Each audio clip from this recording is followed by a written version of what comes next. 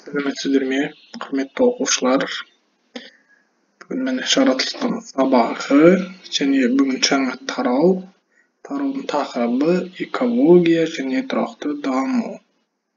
Бұл тараудағы бірінші тақырыбымыз экожүйе компоненттері арасында қандай байланыс бар? Осы тақырыпты қазір біз өтетін боламыз. Экожүйе ең бірінші негізгі білу керек нәрсе. Экожүйені сендер 5-ші класста өтіп кеткенсіңдер. Экожүйе деп отырғанымыз бұл экологиядағы негізгі функционалдық бірлік.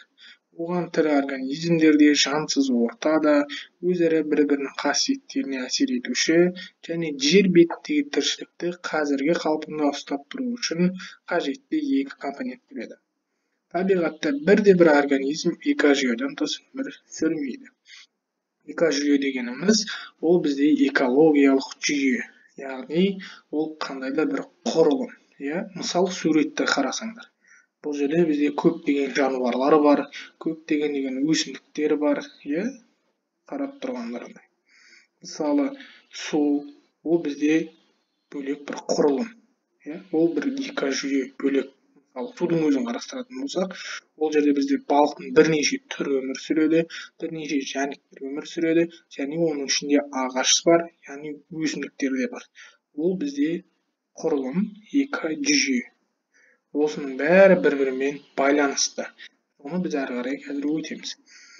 Экотоп және биоценоз. Экожүйенің құрамы екі компоненттен тұрады деп жаңа айтып кеттік. Ол компонент абиотикалық, яғни жансыз табиғат компоненттері экотоп, және биотикалық, жанды табиғат компоненттері. Оны биоценоз деп атайды. Енді қараңдар. Биоценоз дегеніміз ол бізде жанды, яғни өсімдік, жануарлар, микроорганизмдер жатады. Өсімдіктер оның бәрін білесіңдер. Ол бізде гүл, шөп, ағаш, оның бәрі бізде өсімдік. Ал жануарлар оның түрі көп. Микроорганизм ол бізде жасушадан басталады. Одан кейін экотоп, яғни жансыз құрылым. Ол бізде климат және геологиялық орта. Климат дегеніміз ол ауа райы, яғни жаңбырлы, бұлтты, ашық күнді, желді деген сияқты. Кейде қар жауады, бұршақ жауады, оның бәрі бізде климат.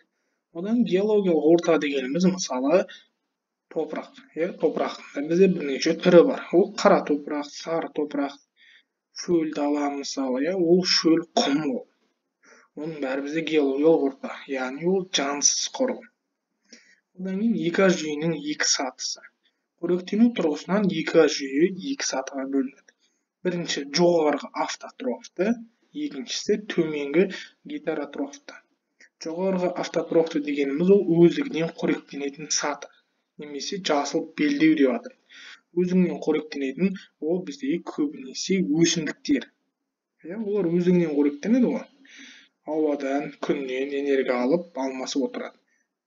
Ал төменгі гетеротрофты дегеніміз ол басқалармен қоректенетін саты, немесе қоңыр белдеу деп атайды. Оған біз жануарларды жатқызсақ болады. Яғни жануар бізде шөпті қоректену арқылы өмір сүреді.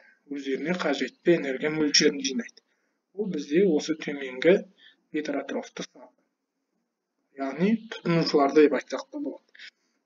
Одан кейін экожүйе компоненттердің өзара байланысын айтатын болсақ, көбіне экожүйе компоненттердің өзара байланысы бір-бірімен нұсқар арқылы жалғастырылған нысандар түрінде көрсетіледі. Мысалы қарайық. Бізде бірінші суретте су бар. Немесе екеуіне де судан құралған. Жер, яғни топырақпен байланысты, суды ұстап тұрады. Ал суда бізде бірнеше жануарлар өмір сүреді. Және өсімдіктер де бар. Жануарлар бізде немен қоректенеді? Судың құрамында өсіп тұрған өсімдіктермен қоректенеді. Ал өсімдік немен қоректенеді? Ол сумен қоректенеді. Және суда өмір сүріп жүрген мысалы балықтар, сол балықтармен бізден судың бетінде ұшып жүрген құстар қоректенеді. Оның барлықтарын білесіңдер, міне осы бізде байланыс, яғни бұл бізде айналып тұрады, бір-бірімен тығыз байланысты. Сусыз өсімдік өмір сүре алмайды, сусыз балық өмір сүре алмайды, өсімдіксіз судағы жәндіктер өмір сүре алмайды, жануарлар өмір сүре алмайды деген сияқты. Бұлардың бәрі бірімен байланысты. Өзара байланыс осы. Енді сендерге тапсырма. Сендерге сұрақтарға жауап бер деген тапсырма қойдым мынандай. Суретке қарап, қайсысын экожүйе деп атауға болады, ал қайсысы экожүйеге жатпайды. Неліктен соны түсіндіресіңдер. Бұл қиын тапсырма емес.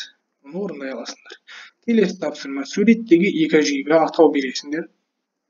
Биотеноз, экотоп бағандарына экожүйенің компоненттерін жазасыңдар. Яғни биотеноз дегеніміз не бізде? Экотоп дегеніміз. Суретке қарайсыңдар, сол бойынша атауларын жазасыңдар. Мысалы, балық деп. Ол қайсына жатады? Соны жазасыңдар. Өсімдіктер бар. Мысалы, топырақ бар, тас бар, солардың бәрі бізде не нәрсеге, қайсы қай топқа жатады, соны бөлек жазасыңдар. Одан кейін тағы сұрақтарға жауап бер деген тапсырма. Экожүйе қандай сатыларға бөлінеді? Экожүйенің биотикалық компоненттеріне мысал келтіресің. Биотикалық дегенде айтып кеттік, хаттамасы бар.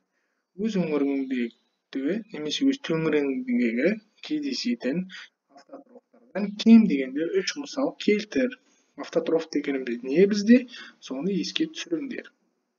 Сонымен сабақ аяқталды.